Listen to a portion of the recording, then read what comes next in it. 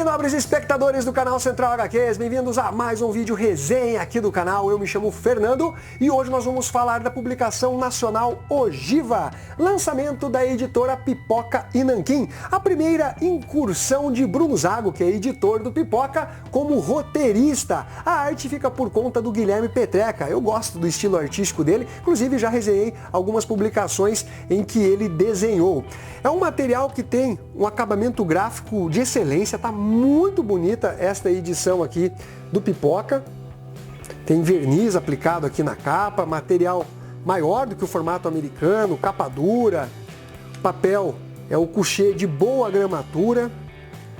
São cerca de 220 páginas em preto e branco, ao preço de R$ 79,90, dá para você achar com desconto, eu vou deixar o link na descrição. Esse é um material que muita gente já estava comentando antes mesmo de ter sido lançado, muita gente empolgada, né? Como é que vai se sair o Bruno Zago como roteirista, os hates também já dando seus pitacos e denegrindo o material antes mesmo dele sair, sempre tem os dois lados, né? Eu tive o privilégio de ler uma espécie de rascunho aí desse projeto do Bruno Zago, ele me confiou, né, a leitura da publicação, não tinha os desenhos acabados do Guilherme Petreca, e teve também algumas alterações em diálogos dentro da história, mas as bases ali foram mantidas. Então, basicamente, ler essa publicação foi quase que uma nova experiência, até porque a arte do Guilherme Petreca realmente é bem bacana, eu gosto desse estilo bem dinâmico que ele dá para as suas histórias. Basicamente, nós temos aqui um futuro distópico. A história se passa 10 anos depois, em que ocorreu uma grande guerra, teve aí radiação espalhada para todos os lados, um material que vai trazer a história da garota Sarah, mas principalmente da Pilar, que vai ser a sua guardiã. A Sarah vive com a sua família nesse ambiente inóspito e também muito perigoso, afinal existem monstros que acabam caçando seres humanos e ela está num determinado local quando a família dela acaba sendo morta. Ela acaba sendo salva pela Pilar, que é uma espécie de andarilha, de nômade, e as duas juntas vão seguir numa jornada. Já pelo início da publicação eu senti que o Bruno Zago não aliviou na mão, ele pegou bem pesado. Se você ver as mortes ali, quem morre, você até se surpreende, assim, o cara não tá pra brincadeira aqui não.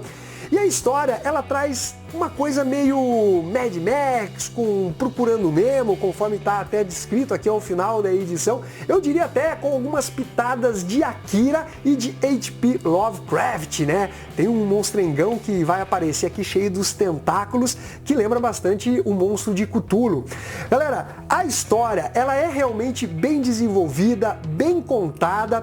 O Bruno Zago consegue estrear com o pé direito, ele tem noção de como contar uma história, cadenciar ela em determinados momentos. Ele é um leitor de quadrinhos já há muitos e muitos anos, então você até de forma instintiva já consegue desenvolver as suas ideias, mesmo não sendo um roteirista profissional. É de tanto você ler, que você acaba tendo uma certa experiência. Claro que na hora de você sentar, botar no papel, a história é outra, demanda até muito mais atenção, cuidado, mas você percebe que o Bruno Zago ele tem um domínio da história. A única ressalva, inclusive eu falei pro próprio Bruno Zago, é que ele deixa um pouco de lado a personagem Sarah, a garotinha. O foco fica praticamente e quase totalmente na Pilar, que seria a sua salvadora. Em determinado momento da história, elas vão se separar, né? A Pilar tem a sua mochila furtada e vai atrás desse ladrão. E aí eles acabam conhecendo um grupo de malucos que passam a perseguir elas. Eles conhecem também um casal que auxiliam eles, unem forças, e é legal também que ele consegue explorar muito bem cada um desses personagens, inclusive esse cara que rouba a bolsa da Pilar. ele tem uma dualidade muito interessante. Ao mesmo tempo que ele é um bandido, ele está tentando simplesmente sobreviver nesse mundo que se tornou muito hostil. Então eu gosto dessa coisa que não é exatamente preto e branco, bonzinho e o malvadão da história. Você fica inclusive em dúvida qual é o próximo passo desse personagem. Então isso realmente demonstra, né, o domínio da narrativa da história que o Bruno Zago tem nessa publicação. Mas voltando à minha ressalva, eu achei que a Sarah, a garotinha, ela acabou ficando de escanteio, né? Você não sabe o que aconteceu com a personagem durante esse período, né, que a Pilar foi atrás desse bandido, encontrou o casal, enfrentou aqueles malucos, uma perseguição bem Mad Max, assim, enfrentou monstros, né, acabou sendo ferida e tal. Então eu achei que ele poderia ter focado um pouco também na Sarah, mostrando o que ela passou durante aquele período em que ela ficou solitária. A arte do Guilherme Petreca, como eu já mencionei, é algo que me agrada. Ele tem um bom dinamismo, a narrativa dele flui muito bem, principalmente nas cenas de ação. Você sente a movimentação, né, dos personagens, aquela passagem do quadro para o outro quadro. Você vê que tem uma lógica na hora de contar a história. Porém, em alguns momentos, eu acho que essa estilização acaba me incomodando quando os personagens ficam até um pouco desproporcionais, a cabeça em relação aos membros, ao tronco.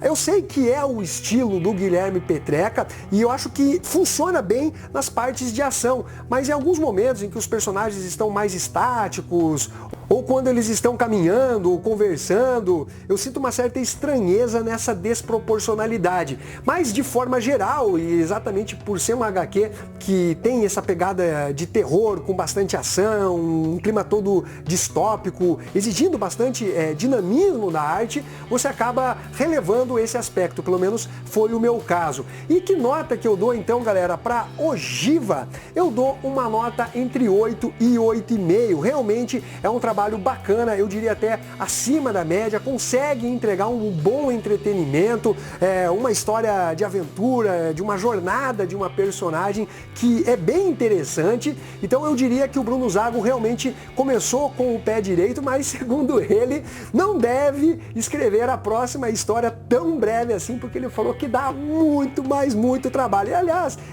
o pessoal do Pipoca já fez, né, uma série de vídeos aí mostrando como foi a produção de Ogiva. Vocês viram que o negócio não é fácil. De qualquer forma, galera, fica a dica para vocês. Ogiva, sim, é um quadrinho bacana e que eu acho que vale a curiosidade para vocês que querem encontrar um material nacional que tenha boa qualidade. Então é isso daí, espero que vocês tenham curtido esse vídeo. Não esqueça de dar o seu like, compartilhar e ficamos até a próxima. Fui!